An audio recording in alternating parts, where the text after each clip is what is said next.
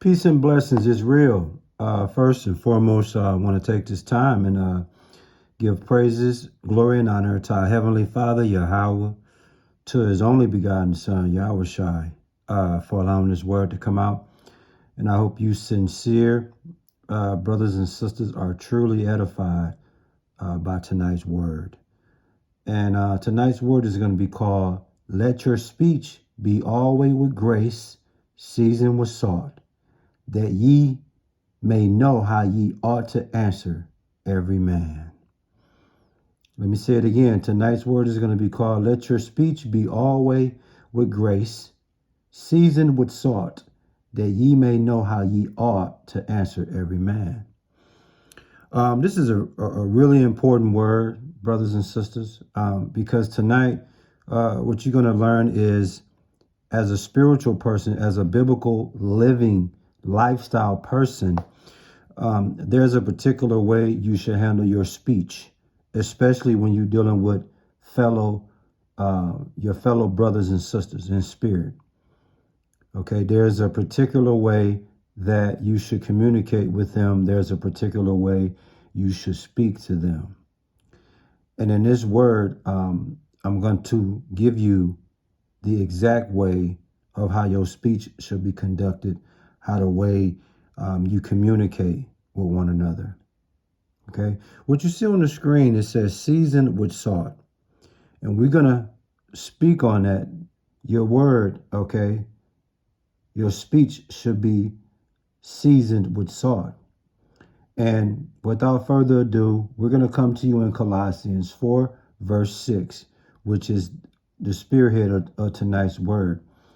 And it says, let your speech be always with grace, seasoned with salt, that ye may know how ye ought to answer every man. You see that? So what we're going to do in tonight's word, we're going to focus on having a well-ordered speech. Okay?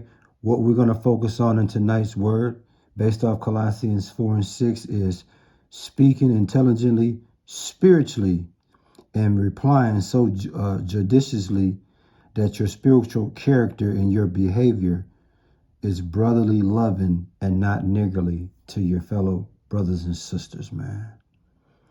So as we analyze Colossians 4 and 6, the first thing it says is, let what your speech, let the act of let your act of speaking be always with grace, always with joy, always with pleasure, always with charm, always with lovingness. You see? So if we had to restate Colossians 4 and 6 again, it says, let the act of your speaking be afforded by joy, pleasure, charm, and loveliness. It says, seasoned with salt. Okay? Like when you season your food with salt, right? Your conversation also should be seasoned with salt. Metaphorically, it's your flavor. Okay, it's the flavor that's going to preserve your conversation from corruptness. Okay, so with that being said, when it says seasoned with salt, that means your act of speaking should be afforded by joy, pleasure, charm, loveliness. Okay, and then when you add the season with salt, it's the wisdom, grace being exhibited in your speech. You see?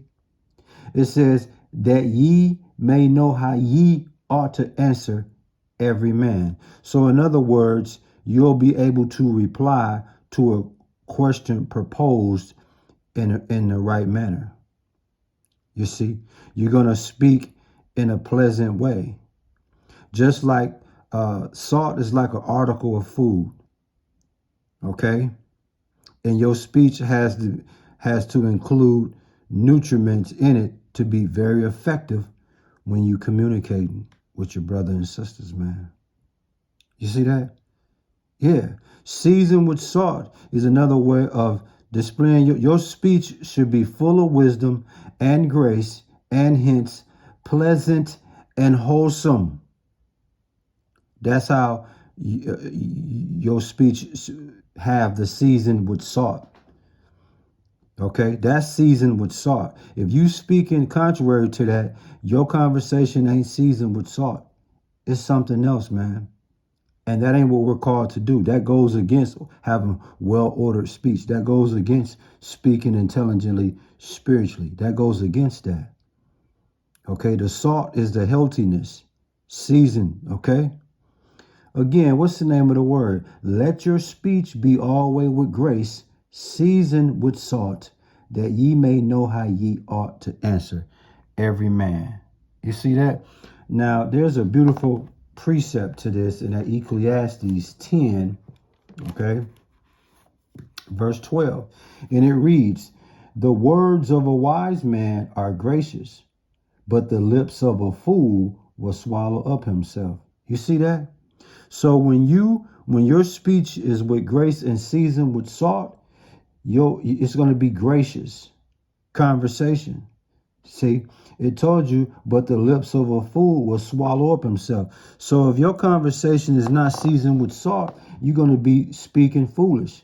And then in Ecclesiastes 10 verses 13, it says the beginning of the words of his mouth is foolishness, and the end of his talk is mischievous madness, wicked madness. Verse 14, a fool is full of words. A man cannot tell what shall be he and what shall be after him. Who can tell him? You see that? So that's why it's important, brothers and sisters, that our speech is well ordered, that we speak intelligently. You see? And what helps us do that is speaking with grace and making sure our conversation is seasoned with salt. This plain, man. This is plain, y'all. This is,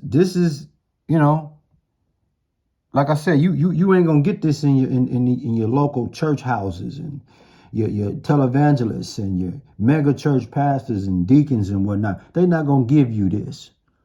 You only gonna get this at the Church of Yahweh Shah Milwaukee, the truth, aka Yahshala Milwaukee, man. That's right, man. What's the name of the word again, y'all? Let your speech, okay?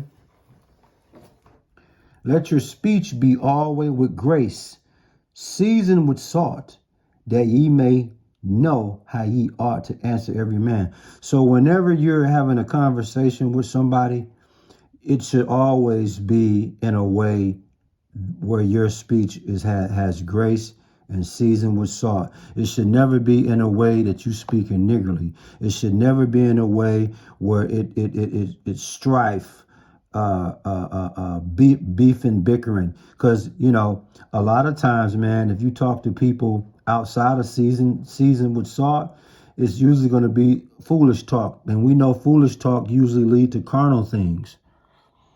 And carnal things is not what we should be operating in, because Romans 8 and 6 tell you, man, to be carnal minded is death. You see? So again, man, listen, y'all. The whole goal of this matter is in Colossians 4 and 6. Matter of fact, allow me to bring that out one more time, and I'll commentate the closing, man. And again, the name of the lesson is called Let Your Speech Be Always with Grace, seasoned with salt, that ye may know how ye ought to answer every man. And that's exactly what it speaks of in Colossians 4 and 6. So in a nutshell, what am I saying to you, brothers and sisters?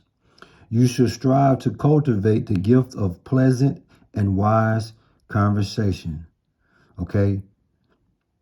So that way you'll be able to speak appropriately to any other brother or sister in regards to spiritual things, man. Beautiful, man. It's such a beautiful thing when you can have a open dialect with someone or spiritual intellectual conversation with someone, and it stays full of wisdom and grace, pleasant and wholesome. You can't even buy that conversation today, man. That's how rare it is. But if you ever find yourself in the presence of a conversation like that, book it, because most people are not letting their speech be with grace or seasoned with salt. Nor are they nor may they know how they ought to answer every man. You start off foolish, you're going to end foolish, and you're going to respond foolish. And we too old for that, brothers and sisters. Our conversation should be seasoned with salt, aka full of wisdom and grace, pleasant and wholesome. Okay? Pure from corruption, man. I hope you sincere brothers and sisters were edified by tonight's word. We give all praises, glory, and honor to our Heavenly Father, Yahweh, through His only begotten Son, Yahushua, for allowing this word to come out. And listen, man, stay prayed up, man. Love your brothers and sisters. Shame the devil every chance you get, and keep Yahweh through His only begotten Son, Yahushua, first in everything you do, and stay prayed up, man, at all times. Word.